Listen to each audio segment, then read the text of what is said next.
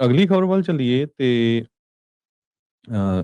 ਜੋ ਕੋਲੰਬੀਆ ਦੀ ਆਪਾਂ ਗੱਲਬਾਤ ਕੀਤੀ ਸੀ। ਕੋਲੰਬੀਆ ਦਾ ਜਿਹੜਾ ਪ੍ਰੈਜ਼ੀਡੈਂਟ ਆ ਗੁਸਟਾਵੋ ਪੈਟਰੋ, ਉਹ ਇਸ ਟਾਈਮ ਪਹੁੰਚਿਆ ਹੋਇਆ ਵਾਈਟ ਹਾਊਸ। ਪ੍ਰੈਜ਼ੀਡੈਂਟ ਟਰੰਪ ਉਹਨਾਂ ਦੇ ਨਾਲ ਉਹਨਾਂ ਦੀ ਮੀਟਿੰਗ ਹੋਣੀ ਆ। ਦੋਨੋਂ ਲੀਡਰ ਪਿਛਲੇ ਕਾਫੀ ਲੰਮੇ ਸਮੇਂ ਤੋਂ ਇੱਕ ਦੂਜੇ ਦੇ ਉਲਟ ਬਿਆਨਬਾਜ਼ੀ ਕਰਦੇ ਰਹੇ ਆ। ਪਰ ਜਦੋਂ ਤੋਂ ਹੀ ਵੈਨਜ਼ੂਏਲਾ ਦਾ ਨਿਕੋਲਸ ਮਦੂਰੋ ਅਮਰੀਕਾ ਵਾਲਿਆਂ ਨੇ ਚੱਕ ਕੇ ਇੱਥੇ ਲੈ ਆਂਦਾ ਹੈਗਾ, ਉਹ ਤੋਂ ਬਾਅਦ ਕੋਲੰਬੀਆ ਦਾ ਜਿਹੜਾ ਪ੍ਰੈਜ਼ੀਡੈਂਟ ਆ ਉਹ ਵੀ ਥੋੜਾ ਬਹੁਤਾ ਡਰਿਆ ਹੋਇਆ ਹੈਗਾ ਵੀ ਮੇਰੇ ਨਾਲ ਇਹ ਵੀ ਕੰਮ ਹੋ ਸਕਦਾ ਹੈਗਾ। ਸੋ ਇਹ ਜਿਹੜੀ ਮੀਟਿੰਗ ਆ ਪ੍ਰੈਜ਼ੀਡੈਂਟ ਟਰੰਪ ਉਹਨਾਂ ਦੇ ਨਾਲ ਪਹਿਲੀ ਸਿਟ ਡਾਊਨ ਮੀਟਿੰਗ ਹੈਗੀ ਆ south American head of state ਦੇ ਨਾਲ ਮਦੂਰੋ ਤੋਂ ਬਾਅਦ। ਜੋ ਬਾਇਲੇਟਰਲ ਮੀਟਿੰਗ ਹੈਗੀ ਆ ਇਹਦੇ ਵਿੱਚ ਡਿਸਕਸ਼ਨ ਖਾਸ ਕਰਕੇ ਵੈਨਜ਼ੂਏਲਾ ਨੂੰ ਲੈ ਕੇ, ਜੋ ਕੋਲੰਬੀਆ ਦੇ ਬਾਰਡਰ ਹੈਗੇ ਆ ਉਹਨਾਂ ਨੂੰ ਲੈ ਕੇ, ਆਇਲ ਤੇ એનર્ਜੀ, ਜੋ ਗਰੰਟੀ ਆ ਅਬਾਊਟ ਇੰਡੀਪੈਂਡੈਂਸ, ਕਿਉਂਕਿ ਕੋਲੰਬੀਆ ਦੇ ਵਿੱਚ ਪ੍ਰੈਜ਼ੀਡੈਂਸ਼ੀਅਲ ਇਲੈਕਸ਼ਨ ਆਣੀ ਆ, ਉਹਦੇ ਵਿੱਚ ਕਹਿੰਦੇ ਵੀ ਫੇਅਰ ਇਲੈਕਸ਼ਨ ਹੋਣੀ ਚਾਹੀਦੀ ਆ।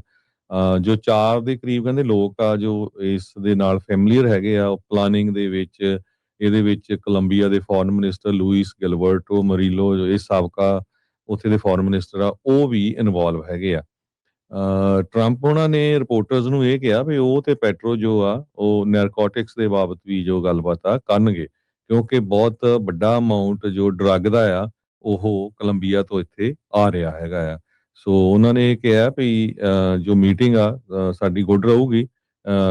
Petro has been very nice over the last month or 2। ਸੋ ਕਿਉਂਕਿ ਪਹਿਲਾਂ ਤਾਂ ਬਹੁਤ ਮਾਹੌਲ ਗਰਮ ਸੀ, ਸੋ ਉਹਦੇ ਸੰਬੰਧ ਚ ਗਿਆ ਵੀ ਮਹੀਨੇ 2 ਮਹੀਨੇ ਤੋਂ ਪੈਟਰੋ ਨਾਈਸ ਹੈਗਾ ਆ। ਪਰ ਇਹ ਕ੍ਰਿਟੀਕਲ ਆ ਵੈਨਜ਼ੂਏਲਾ ਦੇ ਵਿੱਚ ਜੋ ਕੁਝ ਵਾਪਰਿਆ, ਜਿੱਦਾਂ ਰੇਡ ਹੋਈ, ਉਸ ਤੋਂ ਬਾਅਦ ਅਮਰੀਕਾ ਵਾਲਿਆਂ ਨੇ ਉੱਥੇ ਦਾ ਪ੍ਰੈਜ਼ੀਡੈਂਟ ਚੱਕ ਕੇ ਇੱਥੇ ਲੈ ਆਂਦਾ। ਜਿਹੜਾ ਪੈਟਰੋ ਆ ਇਹ ਸਾਬਕਾ ਮਾਰਕਸਿਸਟ ਰੈਵੋਲੂਸ਼ਨਰੀ ਆ, ਤੇ ਟਰੰਪ ਹੋਣੀ ਉਹ ਤੋਂ ਇਸ ਗੱਲੋਂ ਵੀ ਕਾਫੀ ਚਿੜਦੇ ਹੈਗੇ ਆ। ਤੇ ਹੁਣ ਦੇਖਦੇ ਆ ਵੀ ਜੇ ਗੱਲਬਾਤ ਨਾਲ ਸਮਝੌਤਾ ਹੁੰਦਾ, ਕਿਉਂਕਿ ਇੱਕ ਟਾਈਮ ਤੇ ਤਾਂ ਪ੍ਰੈਜ਼ੀਡੈਂਟ ਟਰੰਪ ਉਹਨਾਂ ਨੇ ਇਹ ਕਿਹਾ ਸੀ ਵੀ ਹੁਣ ਵੈਨਜ਼ੂਏਲਾ ਤੋਂ ਬਾਅਦ ਤੇਰੀ ਵਾਰੀ ਹੈਗੀ ਆ ਕੋਲੰਬੀਆ ਦੀ। ਤੇ ਉਹਨਾਂ ਨੂੰ ਇਹ ਵੀ ਬੜਕਾ ਮਾਰਦਾ ਸੀ ਅੱਗੋਂ, ਕਹਿੰਦਾ ਆ ਕੇ ਲੈ ਕੇ ਜਾ, ਮੈਨੂੰ ਚੱਕ ਕੇ ਲੈ ਜਾ, ਇੱਥੇ ਖੜਾ ਮੈਂ। ਜਿਹੜਾ ਤੜੀ ਦੇਂਦੇ ਹੁੰਦੇ ਆ ਦੋ ਬਦਮਾਸ਼ ਇੱਕ ਦੂਜੇ ਨੂੰ, ਉਦਾਂ ਚੱਲ ਰਿਹਾ ਸੀ। ਟਰੰਪ ਉਹਨਾਂ ਨੇ ਇਹ ਕਿਹਾ ਸੀ ਵੀ ਸਿੱਖ ਮੈਨ ਹੈਗਾ ਆ, ਤੇ ਵੀ ਆਪਣੇ ਆਪ ਦਾ ਤੂੰ ਧਿਆਨ ਰੱਖ, ਤੇਰਾ ਪਤਾ ਨਹੀਂ ਕਿਹੜੇ ਵੇਲੇ ਆਪਾਂ ਅਸੀਂ ਤੈਨੂੰ ਲੈ ਆਈਏ। ਸੋ ਹੁਣ ਫਾਈਨਲੀ ਦੋਨਾਂ ਦੀ ਜਿਹੜੀ ਅੱਜ ਮੀਟਿੰਗ ਆ ਉਹ ਵਾਈਟ ਹਾਊਸ ਦੇ ਵਿੱਚ ਹੋ ਰਹੀ ਹੈਗੀ ਆ। ਕਹਿੰਦੇ ਵੀ ਇਹ ਮੀਟਿੰਗ ਦੋ ਤਰਫਾਂ ਨੂੰ ਬਣ ਸਕਦੀ, ਆਬਵੀਅਸ ਜੀ ਗੱਲ ਆ।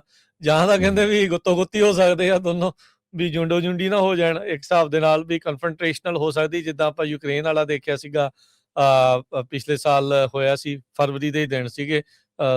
ਇਹੀ ਹਰਜੋਤ ਸਿੰਘ ਜੀ 14 ਫਰਵਰੀ ਦੇ ਦਿਨ ਆ, ਵੈਲੈਂਟਾਈਨ ਡੇ ਵਾਲੇ ਦਿਨ ਉਦੋਂ ਲੜਾਈ ਹੋਈ ਸੀ ਉਹਨਾਂ ਦੀ, ਤੇ ਉਹ ਸੀਗਾ। ਤੇ ਆ ਵੀ ਫਰਵਰੀ ਦਾ ਮਹੀਨਾ ਹੀ ਆ, ਤੇ ਹੁਣ ਪੂਰੇ ਸਾਲ ਬਾਅਦ ਆ, ਤੇ ਉਦਾਂ ਦਾ ਹੀ ਇੱਕ ਕਹਿ ਲਓ ਵੀ ਆ ਰਿਹਾ ਆ। ਤੇ ਕਹਿੰਦੇ ਵੀ ਜਾਂ ਫਿਰ ਦੋਨਾਂ ਦੇ ਮਨ ਦੇ ਵਿੱਚ ਅਚਾਨਕ ਦੋਸਤੀ ਦੀ ਭਾਵਨਾ ਜਿਹੜੀ ਉਹ ਜ਼ਿਆਦਾ ਜਾ ਸਕਦੀ ਆ, ਤੇ ਵਧੀਆ ਜੀ ਮੀਟਿੰਗ ਜਿਹੜੀ ਉਹ ਦੇਖਣ ਨੂੰ ਹੋ ਸਕਦੀ ਆ। ਹੁਣ ਇਹਦੇ ਨਾਲ ਇਸ ਮੀਟਿੰਗ ਤੋਂ ਬਾਅਦ ਚ ਤਣਾਅ ਘਟੂਗਾ ਜਾਂ ਹੋਰ ਜ਼ਿਆਦਾ ਵਧੂਗਾ, ਇਹ ਤਾਂ ਆਉਣ ਵਾਲਾ ਸਮਾਂ ਜਿਹੜਾ ਉਹ ਦੱਸੇਗਾ।